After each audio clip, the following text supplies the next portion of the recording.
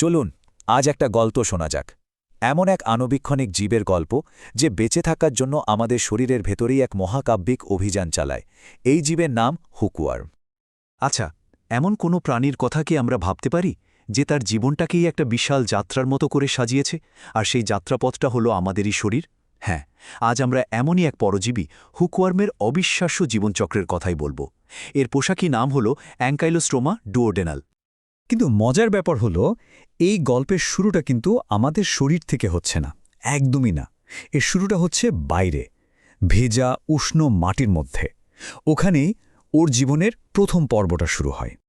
তো আমাদের এই গল্পের মূল চরিত্রটাকে, এর নাম হুকওয়ার্ম, আর ওর জীবনের একটাই মিশন, কোনোভাবে মানবদেহে প্রবেশ করা আর সেখানে বংশবৃদ্ধি করে নিজের অস্তিত্ব টিকিয়ে রাখা। এটা কিন্তু কোনো সাধারণ ব্যাকটেরিয়া নয়, বরং আমাদের নিজেদের কোষের মতোই বেশ জটিল একটা ইউক্যারিওটিক জীব। এখন মনে হতে পারে একটা ক্রিমিয়ার কতটা জটিল হবে, কিন্তু দেখুন, ব্যাকটেরিয়ার সাথে তুলনা করলেই ব্যাপারটা পরিষ্কার হয়ে যায়। ব্যাকটেরিয়ার কোষগুলো খুব সরল, কোনো নিউক্লিয়াস বা জটিল অঙ্গাণু নেই। অন্যদিকে হুকওয়ার্মের কোষে সবকিছুই আছে, ঠিক আমাদের কোষের মতো। আর এই জটিল গঠনটাই ওকে আমাদের শরীরের মতো একটা কঠিন পরিবেশে টিকে থাকতে আর এত লম্বা একটা যাত্রা পার করতে সাহায্য করে। তো কিভাবে এই পুরো ব্যাপারটা শুরু হয়? শুরুটা কিন্তু বেশ সাদামাটা। কোনো সংক্রামিত ব্যক্তির মল থেকে এ ডিম মাটিতে এসে পড়ে, আর সেখান থেকেই শুরু হয় টিকে থাকার আসল লড়াই। মাটিতে এসেই কিন্তু আসল ম্যাজিকটা শুরু হয়। একটা অবিশ্বাস্য পরিবর্তন ঘটে এর মধ্যে। মাত্র দুদিনের মাথায় ডিম ফুটে বেরিয়ে আসে র্যাবডিটিফর্ম লার্ভা। কিন্তু এখানেই শেষ না। পরের ৮-১০ দিনে এটা দুবার খোলস পাল্টে একদম নতুন একটা রূপ নেয়, অনেক বেশি শক্তিশালী, অনেক বেশি আগ্রাসী। আর এই নতুন রূপটার নামই হলো ফিলারিফর্ম লার্ভা, যেটা আক্রমণের জন্য পুরোপুরি তৈরি।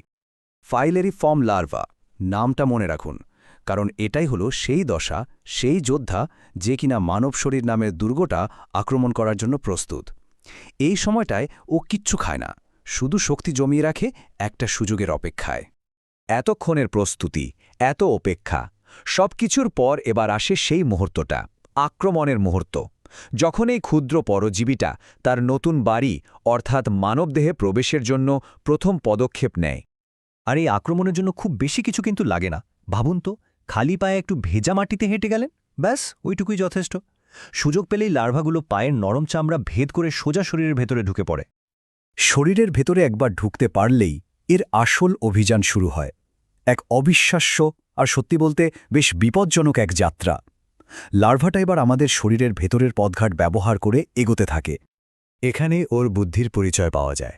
ও তো আর শরীরের ভেতরের রাস্তাঘাট চেনে না, তাই না? তাহলে কিভাবে এগোবে? খুব সহজ, ও আমাদেরই শরীরের হাইওয়ে ব্যবহার করে, মানে আমাদের রক্তস্রোতকেই ও নিজের বাহন বানিয়ে নেয়। তো এই হাইওয়ে ধরে চলতে চলতে ওর প্রথম বড় স্টপেজ কোনটা? আমাদের হৃৎপিণ্ড, আর তারপর ফুসফুস। এই ফুসফুসেই ও যাত্রার সবচেয়ে কঠিন পর্বটার জন্য তৈরি হয়। আর এখানেই গল্পের সবচেয়ে অবাক করা মোড়টা আসে।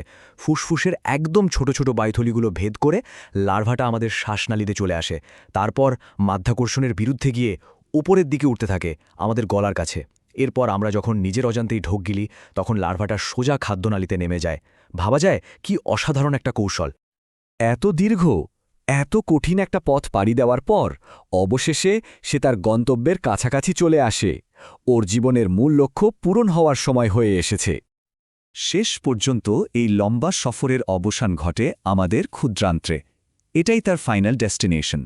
এখানেই সে থিতু হয় আর ধীরে ধীরে একটা পূর্ণবয়স্ক হুকওয়ার্মে পরিণত হয়।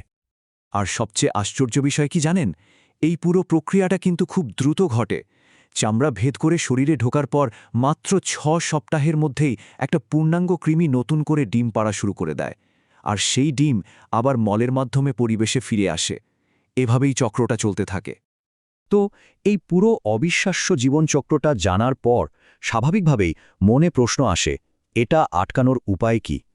এত জটিল একটা প্রক্রিয়াকে আমরা ভাঙব কিভাবে? দেখুন, পুরো গল্পটা শোনার পর একটা জিনিস কিন্তু খুব পরিষ্কার। এই বিশাল যাত্রার শুরুটা কোথায় হয়েছিল? মাটিতে। তার মানে এর প্রতিরোধের উপায়টাও কিন্তু ওই মাটিতেই লুকিয়ে আছে। এর জীবনচক্রটাই এমন যে ওকে মাটিতে আসতেই হবে। তাই দূষিত মাটিতে খালি পায়ে হাঁটা যদি এড়িয়ে চলা যায়, তাহলেই কিন্তু এই পুরো বিপজ্জনক যাত্রাটাকে শুরুতেই থামিয়ে দেওয়া সম্ভব। ভাবার মতো বিষয়, তাই না?